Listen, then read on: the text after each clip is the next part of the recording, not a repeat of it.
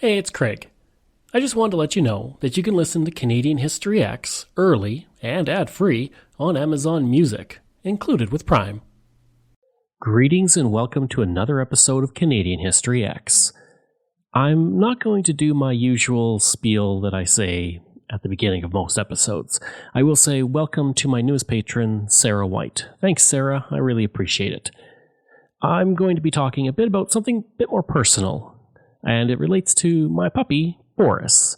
Over the past month, I've noticed that his breathing has become a bit different. It's raspy, he's a bit out of breath more, and he tends to hack up his food a bit more while eating. So I took him to the vet, and I found that he has a condition called laryngeal paralysis, which is the first stage of a neurological disease that's similar to ALS in humans, but thankfully that's slow-moving, and it's not really a concern until well down the road. But what is a concern now is the paralysis, and this is caused when abductor muscles in the larynx are not working properly, and they're not expanding and opening for a deep breath. And so it's not a horrible condition initially, but it does mean that generally he would have 1 to 3 years left, or in some cases, in more extreme cases, dogs only have a few months. So I'm looking to raise some money for his surgery. It costs $5,000, which is not cheap and well beyond what I can afford. So I've organized a GoFundMe. You don't have to donate. If you can even just share it, I would appreciate it. I just would like to get a few extra years with my dog. So if you want to donate, I will have the GoFundMe in my show notes. This episode is sponsored by Brock Crocker. Thanks, Brock. His name may not be as well known today, but during the Second World War, no Canadian was better in the skies than George Frederick Buzz Beurling.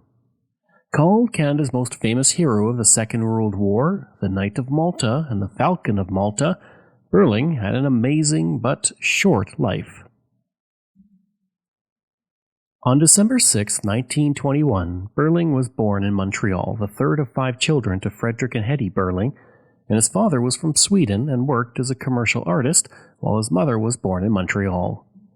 When he was 6, Beurling's father built him a model aircraft, sparking a lifelong fascination with flying, and throughout his childhood he would build and sell model aircraft, and he would hunt game birds to improve his shooting. Beurling would say years later, quote, "I've shot since I was 14 years old, first with a .22 and even with a slingshot." End quote. It was the hopes of his parents that Beurling would study at McGill and become a commercial artist, but Beurling had other plans. He would quit school at the age of 15 and took a job to increase his income so he could train as a pilot. 1 year later, he had 150 flying hours and passed his examinations to earn his commercial pilot license. In order to increase his experience in the air, he wanted to go to China to join the Chinese Nationalist Air Force. His plan was to head to San Francisco and then go to China, where he would work and then sign up for the force. Unfortunately for Beurling, he would be arrested as an immigrant at the border and sent back to Canada. He would say, quote, "I thought I'd see some good fighting out there. I knew if I got to China, I could get into the Air Force." End quote. When the Second World War began, Beurling joined the Royal Air Force in September 1940. He had attempted to join the Royal Canadian Air Force, but he was rejected, so he took a merchant ship across the Atlantic and enlisted in England. He was refused at first because of a lack of documents, so he went back across the Atlantic, got the documents, then came back to England and was accepted. Beurling demonstrated incredible skill as a pilot, earning the praise of Ginger Lacey, who said, quote, "There are not two ways about it. He was a wonderful pilot and an even better shot." End quote. One pilot would state, quote, "Give Beurling a spit and a German, that's all the instruction he needs or will ever absorb." End quote. Beurling was known for his exceptional eyesight, allowing him to succeed as a pilot in the air. He would begin to study gunnery, deflection, bullet trail, and bullet drop to the point that it was automatic for him to think about it in the air. This allowed him to make flying and shooting into one single action while flying. In December 1941, he was posted with the 403 Squadron, with whom he flew his first combat mission on December 25, 1941. He would remain with the squadron for 4 months, escorting bombers across the English Channel. Early in 1942, he would down his first German plane over the English Channel, but he was reprimanded for attacking the target without permission. In June 1942, Beurling was posted to Malta, where he gained the nickname Screwball, a word he often used when speaking. He would say after the war, quote, "That was a word I used in describing things. You know, like what a screwball this is and that sort of thing," end quote. On June 12th, while flying a Spitfire, he was flying with 3 other pilots when they intercepted 8 German planes. Beurling would be credited with damaging one of those planes. From this point, his legend would start to grow as he claimed a series of skills in the air that was unprecedented in the area. On July 6th, he would shoot down 3 German planes. Then he shot down 2 more on July 10th, making him an official ace. Over the next 10 days, he would continue his reign of terror in the sky, downing several aircraft, including one altercation that left his plane riddled with more than 20 bullets. On July 22nd, Beurling's best friend, John Paradis, a French-Canadian pilot, was killed. The next day, Beurling would shoot down a bomber. On July 27th, he had his best day in the air in Malta. He would shoot down 4 planes. Soon after, he was awarded the Distinguished Flying Medal. His citation would read, quote, "Sergeant Beurling has displayed great skill and courage in the face of the enemy. One day in July 1942, he engaged a number of enemy fighters, which were escorting a formation of Junker 88s, and destroyed 1 fighter. Later, during the same day, he engaged 10 enemy fighters and shot down 2 of them into the sea, bringing his total victories to 8, end quote. On July 30th, he became a pilot officer, and on September 4th, he earned a bar on his Distinguished Flying Medal. His citation reads, quote, "Since being awarded the Distinguished Flying Medal in July 1942, Sergeant Beurling has destroyed a further 9 enemy aircraft, bringing his victories to 17. One of his exploits was the destruction of 4 enemy fighters in one day, and during these brief combats he also damaged a further 2 hostile aircraft. His courage and determination are a source of inspiration to all," end quote. Bedridden with dysentery in August and September 1942, he would shoot down only 1 plane. But he was back to form on September 25th when he shot down 3 German fighters. 2 weeks later, on October 10th, while testing a Spitfire, he intercepted 2 German planes, shooting them both down and bringing his total to 21 planes shot down. Beurling would say of fighting in the air, quote, "There is no room for stupid soft-headedness in this war. The enemy is trying to get you. It is up to you to get him first, hard and fast," end quote. On October 16th, he was awarded the Distinguished Flying Cross. His citation reads, quote, "Pilot Officer George Frederick Beurling, Royal Air Force, Volunteer Reserve, No. 249 Squadron. Since being awarded a bar to the Distinguished Flying Medal, this officer has shot down a further 3 hostile aircraft, bringing his total victories to 20. One day in September 1942, he and another pilot engaged 4 enemy fighters. In the ensuing combat, Pilot Officer Beurling destroyed 2 of them. As a relentless fighter, whose determination and will to win has won the admiration of his colleagues, this officer has set an example in keeping with the highest traditions of the Royal Air Force," end quote. As a pilot, Beurling disliked teamwork and tended to spend his time alone in the air and on the ground. He didn't drink or smoke and spent his time learning the art of aerial combat. His efforts to learn resulted in him becoming proficient in engaging enemy planes at 250 yards or less. He would also gain the nickname of Buzz for his habit of flying dangerously close to the ground. He would say after the war, quote, "I got a reputation for being a wild flyer. I'm not a crazy flyer. If I were, I wouldn't be alive today. I never scratched an aircraft because of my own error," end quote. And while he was highly skilled, his flying style in the sky also resulted in Beurling being shot down 4 times while serving in Malta, which did result in hospitalization. On October 31st, 1942, he would be sent back to Britain, but on the way his transport aircraft crashed into the sea off Gibraltar, and Beurling was one of only 3 survivors. By the time he reached Britain, he had recorded 27 kills, the most by any Canadian pilot in the entire war. Considered a war hero by this point, Beurling was sent back to Canada to help the Victory Loan program by selling war bonds. On November 9th, he would meet Prime Minister William Lyon Mackenzie King, and he was promoted to flying officer. King would write in his diary, quote, "Around 6:30, Pilot Officer Beurling arrived at the East Block. I welcomed him on behalf of the government and thanked him on behalf of the people as well." End quote. He would say in the public ceremony to welcome Beurling home that Beurling's parents must be proud of their son. He would add, quote, "The people of Canada have been tremendously impressed with your achievements. We all feel that the splendid training you have received in your home is, no doubt, in large measure responsible for the great deeds you have accomplished overseas." End quote. The Ottawa Citizen would write, quote, "George Beurling of Montreal, Canada's ace air fighter of World War II, who doesn't smoke, doesn't drink, and who knocks Germans and Italian fighter planes out of the air like so many pigeons, arrived in Ottawa with his parents last night to receive from Prime Minister Mackenzie King the thanks, the congratulations, and the plaudits of the Canadian people." End quote. In Canada, he had the aura of a modern rock star, having shot down so many Germans in such a short period of time. Many compared him to Billy Bishop, the ace of the First World War. And during the Victory Loan Tour, he also promoted his book, Malta Spitfire, which became a bestseller. In Windsor, streetcar passengers paid tribute to him by giving way for a parade that was started in his honor. The parade lasted from 6:30 p.m. to 7:40 p.m., stopping all traffic in the east and west-bound lanes of the streetcar. On November 14th, he was awarded the Distinguished Flying Order. His first flight commander, Brad Walker of London, would say of Beurling, quote, "I told him once he would wind up either with a Victoria Cross or be shot down early in his career because of his unusual tactics. It looks as if it's the Victoria Cross." End quote. Overall, Beurling was unhappy with working in the war bond campaign.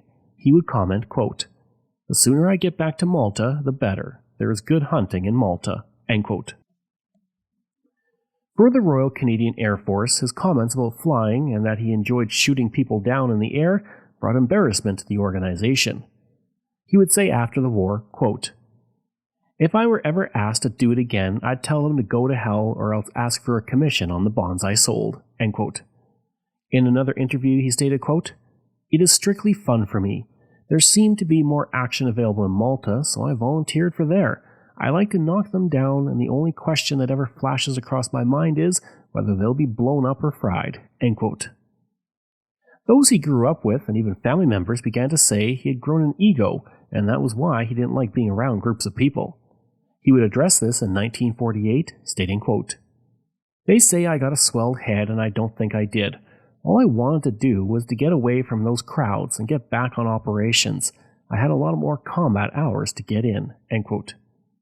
On May 27, 1943, Beurling returned to England, where he was posted to the Central Gunnery School. On September 1st of that year, he transferred from the Royal Air Force to the Royal Canadian Air Force. Later that month, he shot down another German plane. The Edmonton Journal wrote, quote, "Canadians generally, we think, will be pleased that Flying Officer George Beurling has been able to secure a transfer from the RAF to the RCAF. This great Canadian dead-shot air fighter will feel more at home among the Canadians than he has in the RAF squadrons, and certainly he should be granted his dearest desire to get back into the air again." End quote.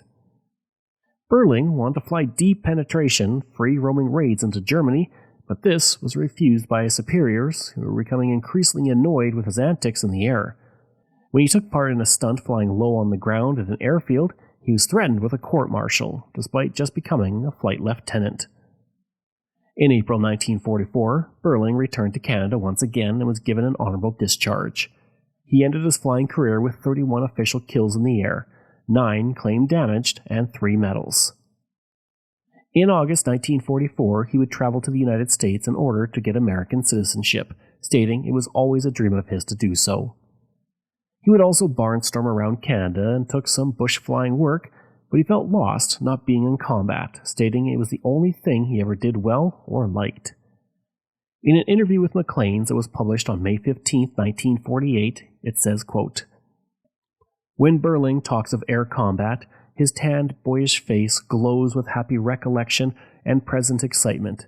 He remembers every detail of every flight in the air, the date, the hour, the altitude, the direction he was flying, and best of all, the deflection he gave the shots that batted the enemy down." End quote. Beurling would say of his time in Malta, quote, "I would give 10 years of my life to live over those 6 months I had in Malta in 1942. End quote. In 1948, Beurling was recruited to fly Mustangs for the Israeli Air Force. When asked why he would go overseas to fight, he said, quote, "I know it may sound hard. I will drop bombs or fire guns for anyone who will pay me," end quote. He would add that the only country he wouldn't fly for would be the Russians, stating he did not like Russians. It seemed to be the sheer love of flying that motivated Beurling, rather than money. He would say in the Maclean's interview, quote, "I've been flying since I was 14. I started flying near Montreal. I will always fly. I am always thinking of angles of fire. Even when I walk down the street, I look at the angle at which the telephone wires cross the line of a building. I calculate the angles as I walk along, and sometimes stop and go back to check an angle. The way pianists can enjoy music by hearing a note in their heads, that is the way I am about angles," end quote.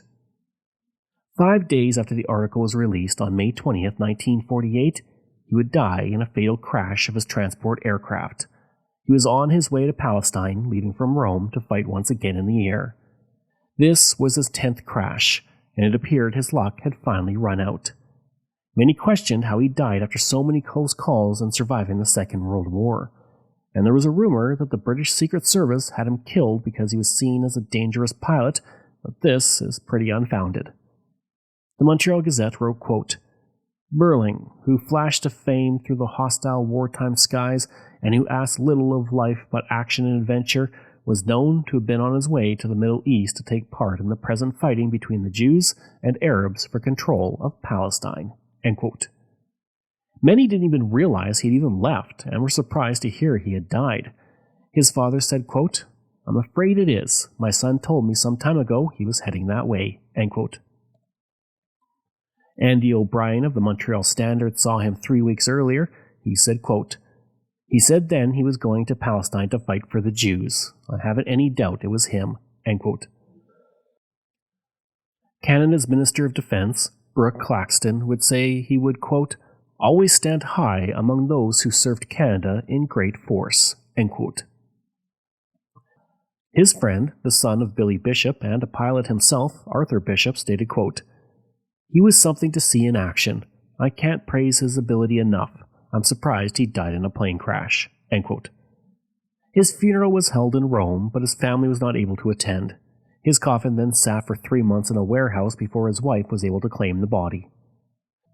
Finally, in November 1950, his coffin, draped in the blue and white Israeli flag, was laid to rest at a nearby Air Force base as an honor guard marched. He would eventually be reinterred at a military cemetery. Today, a high school is named for him in Ontario, and in 1974 he was inducted into the Canadian Aviation Hall of Fame. I'll end this episode with what the Montreal Gazette said of him on his death. Quote, "The cool-eyed blonde Beurling was an unorthodox type from the start and was described by persons who didn't understand him as a show-off. This show-off, though, had read flying exploits and aerial tactics when his schoolmates were reading boyish adventure tales. When he did get into the air, he had confidence in the knowledge of his perfection as a pilot and marksman. He never had any doubts about the ability of Buzz Beurling." End quote.